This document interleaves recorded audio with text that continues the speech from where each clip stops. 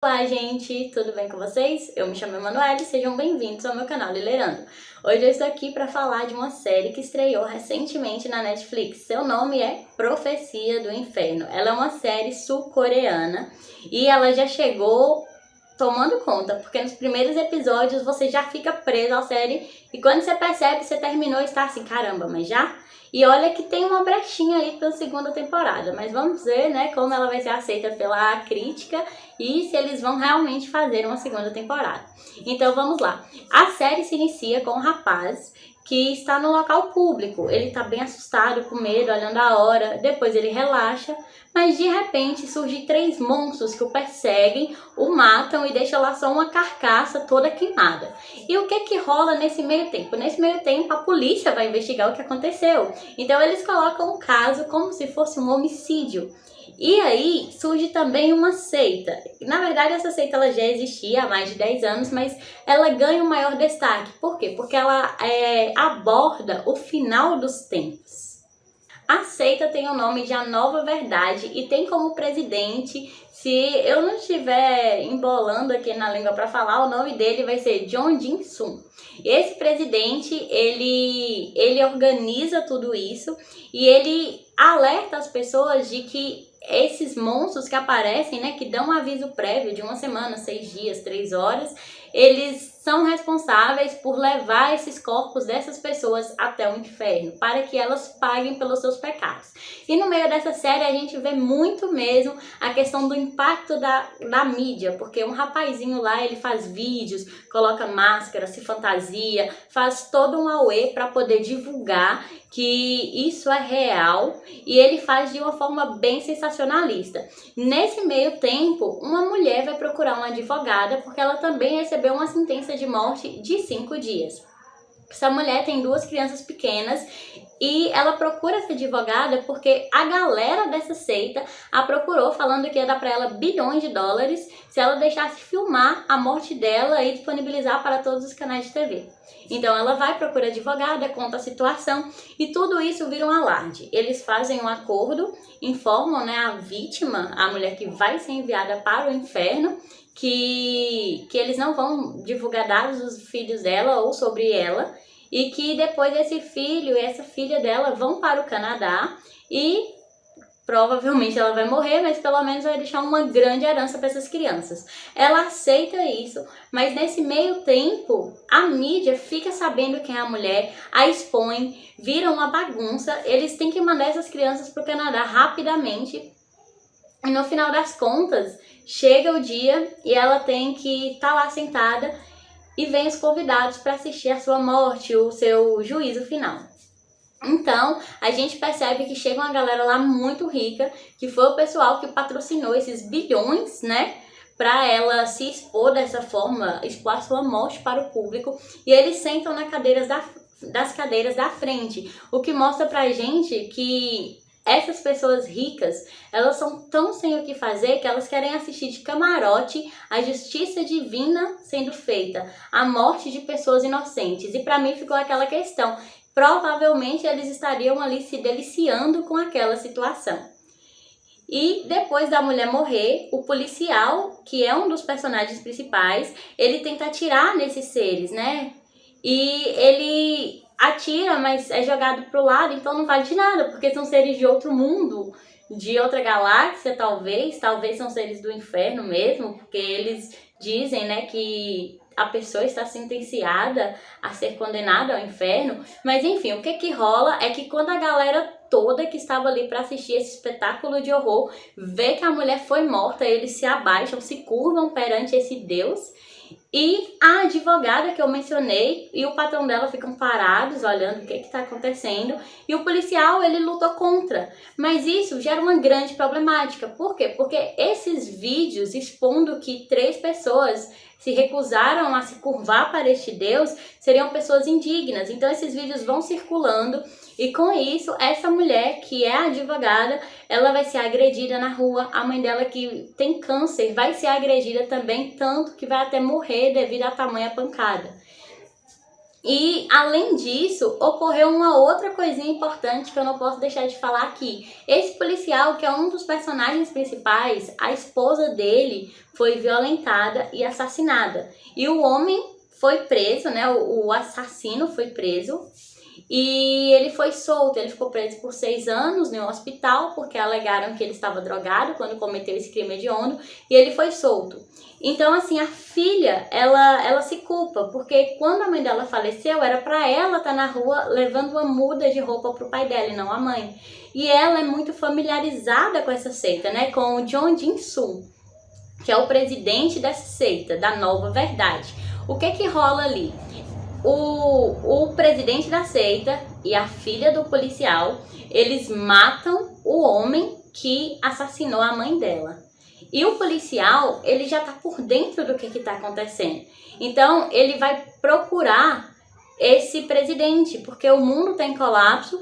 É a seita dele que tá fazendo mais alarde, né? Eles estão expondo as pessoas para mostrar os pecados dela, o que elas fizeram para que elas fossem condenadas ao fogo, ao inferno eterno. E aí, ele sabe desse assassinato e ele vê, através de provas, alguns indícios que a série dá, que o possível assassino foi esse presidente, que é o John Jin-soo. É muito difícil lembrar o nome dele, desculpa aí, galera. Mas, enfim, depois dessa bagunça toda que eu falei, ele vai atrás. E aí, num dado momento, ele encontra com o presidente, e o presidente explica pra ele, né, que as pessoas, elas querem o medo. Elas não querem a verdade, elas querem ter o medo e querem acreditar em alguma coisa, que a vida era isso. E que 20 anos atrás, esse mesmo ser misterioso, esse rosto estranho, apareceu para ele anunciando que a morte dele seria em 20 dias. E que ele estava fazendo as pessoas passar por aquilo que ele passou, que era o medo que ele sentia. Depois de toda essa pregação de que o medo coletivo era o que tornaria o mundo melhor, porque se as pessoas temessem o inferno, elas tentariam ser pessoas melhores. Os monstros aparecem, matam ele, o policial some de cena e a advogada que eu falei, ela é encontrada novamente na rua e é espancada até a morte, é o que a gente acredita. Mas no outro episódio a gente vê que ela tá viva e que ela, juntamente com outros aliados, o que eles fazem? Eles ajudam pessoas que receberam essa sentença a morrer longe, afastados da sociedade. Por que eles fazem isso? Porque se você fosse uma pessoa que recebeu uma sentença, você seria julgado praticamente em praça pública, para todo mundo ver, seria televisionado e sua família ficaria sendo vista como uma família de pecador. Ou seja, sua família também seria julgada pelos seus pecados. Sem contar que, imagina o sofrimento que é para a família, né? Saber que você é um pecador e que os seres do inferno irão te buscar para te punir por isso. Então, assim, essa advogada, ela junta com pessoas e quando eles descobrem, né, quem vai ser o próximo a morrer, eles levam essa pessoa para um local reservado e se livram do corpo, para que a família não arque com as consequências. Nesse meio tempo, a gente vê um homem que trabalha na área aí do marketing, ele faz uns documentários, inclusive ele e os outros funcionários da empresa fizeram documentários, né, sobre essa nova verdade, essa nova seita, essa nova religião, expondo casos antigos e divulgando para as pessoas confessarem, exporem seus pecados. A mulher dele, ela havia ganhado neném e ele envolvido, né, tentando fazer tudo perfeito para essa galera, apesar que ele não concordava muito com essa seita.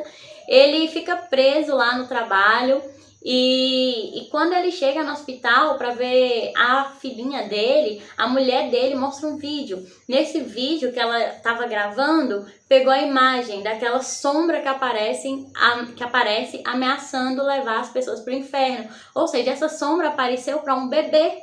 O que significa que, será que essa seita é verdade? Será que isso eram os planos do famoso Deus citado lá?